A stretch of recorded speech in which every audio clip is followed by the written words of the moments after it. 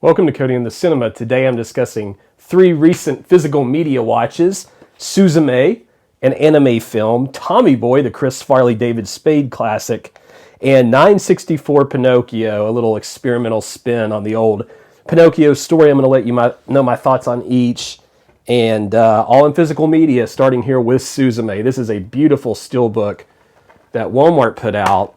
And the inside's really gorgeous when you take the disc out. I really enjoyed Suzume, except the plot wasn't quite what I'd hoped for. I thought Your Name by the same director was a little better, but basically this is a young girl who has found the ability to open doors on purpose sometimes on accident, sometimes who knows why or how. And she meets a man who ends up turning into a chair with three legs. There's a wonderful, fun little cat that accompanies them sometimes, gets into hijinks, that sort of thing.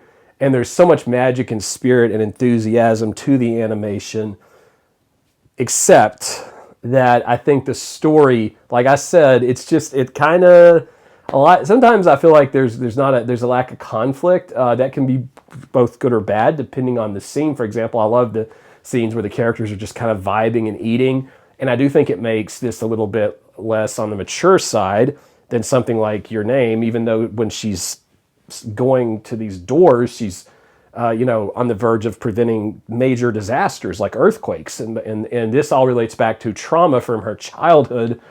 It was something that happened with her mother many years ago, but it's a beautiful, stirring film that does have some pretty serious emotional weight at times.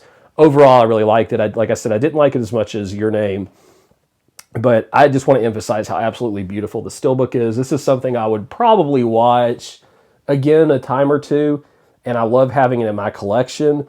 The romance was okay, that part of it, but the characters are a lot of fun together, and it's just kind of a good time if you like anime.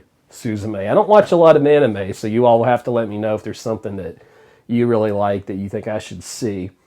Just a few thoughts there on that one. The second one's a film I've seen many times when I was growing up. So Tommy Boy, I waited until I could get a copy of this steelbook from Barnes & Noble.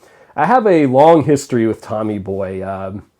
It used to be about my range of humor. In fact, sort of embarrassed to admit this and also sort of gloating, but when I was in college, we had a speech assignment.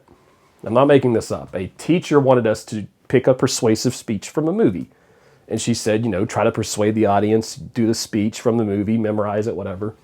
And people were doing, like, I think somebody did Remember the Titans and all these inspirational speeches. Probably one of the Robin Williams inspirational speeches. And I did this scene where Tommy tries to sell unsuccessfully with the cars being burned on fire. So Tommy Boy, if you're unaware, is a film that is a light commentary on nepotism, in which this Chris Farley character, accompanied by David Spade, has to go on a road trip to try to save a small town company in Sandusky, Ohio, and the brake pad division, which is supposed to be great according to his dad, but along the way he runs into family problems with this new mother-in-law and her son, and he has to face some inner demons as well. And it is a dumb movie, folks. But for all the times that the jokes are dumb, and they are real dumb, the thing about Tommy Boy is it also has so much heart, and there's so much fun, and Chris Farley is so full of enthusiasm, and there's such a good message in workers kind of binding together to try to save a town there and to keep things local, that it just really comes off with a pleasantness to it, although parts are pretty dated in terms of the humor. But I still like Tommy Boy more than I probably should. I'd be interested to see if adult me would still like Black Sheep or not. I don't know. I do think the two actors are terrific beside each other. I think David Spade was perfect at keeping Chris Farley just enough in check with his over-the-top antics, but still allowing him to kind of roam free. The movie is so quotable.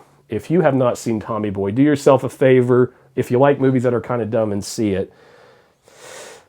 And it's a perfect steelbook art. The inside has David Spade and Chris Farley here in their messed up kind of car, but I liked it. I liked seeing it again. It was fun. So I'd say those two films for me were good watches. Maybe not the cream of the crop exactly, but I enjoyed them, and it was nice seeing Tommy Boy again. Now, there was a film that I ordered that I had much higher hopes for, and I wanted to throw my thoughts out into the void here because I was so close to liking this movie, and at times I really felt like I might come onto YouTube and I might just be like, yeah, you got to see this. But by the end of this thing, I was just kind of worn out by it, and I was really a little disappointed. This is called 964 Pinocchio. Now, I was disappointed, and ultimately, I don't think I'm going to watch the film again. But, big asterisk here, but I respect the film a lot, and I think a lot of people are going to like it more than I did, and I know it's a big hit for many people, and it's probably a pretty darn divisive film.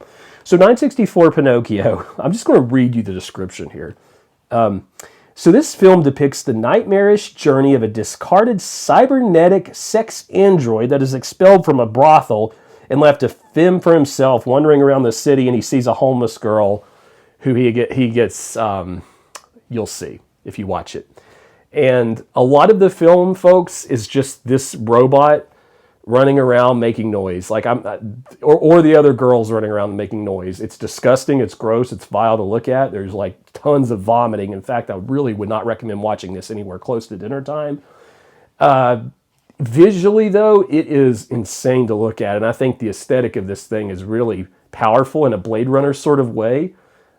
It feels like this was pulled out of a Fallout vault or something. It's really cool to look at, and the style and the heart of the thing, the essence, the core of it is really cool. In fact, I just wish there had been more of the narrative, because I didn't think that this twist on Frankenstein's monster here, which is basically what this is. I mean, he's like, when you see the movie, it's not much different than that. That left me feeling really underwhelmed, and just the whole act went on a little too long and too far for me without a whole lot of payoff. But I think the vibe, this is another one of those movies that's a pure vibe check. Like, if you like the vibe, you might like the film more than I did. So it's a mixed bag for me, but ultimately it was a little disappointing. I wanted it to be better than it was. And like I said, that having been said, though, I would rather watch a lot of movies like 964 Pinocchio than something that some corporation put out that was a really boring sequel, like one of the bad versions of Pinocchio. So I'd much rather see this, for example, than I've never seen the live action that Disney put out. I wouldn't want to see that. I'm glad I watched this over that. But ultimately, it fell a little short for me. But I wanted to talk about it a little bit, because I'm sure that somebody out there is a fan of it and can tell me why I'm wrong, right? And I always appreciate constructive criticism, so you'll have to let me know if you disagree, or if you agree. You can tell me there as well. But really tough film to evaluate that one. But overall, this was a good stack to go through.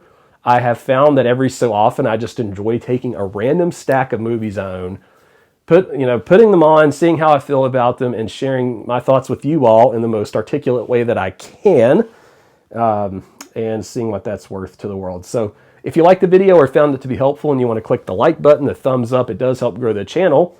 And like I said, your thoughts on these films. Subscribe if you haven't. I cover physical media, Criterion films. I don't usually do stuff like this too often, but every now and again I'll throw it in. We'll see you next time. Cody in the Cinema.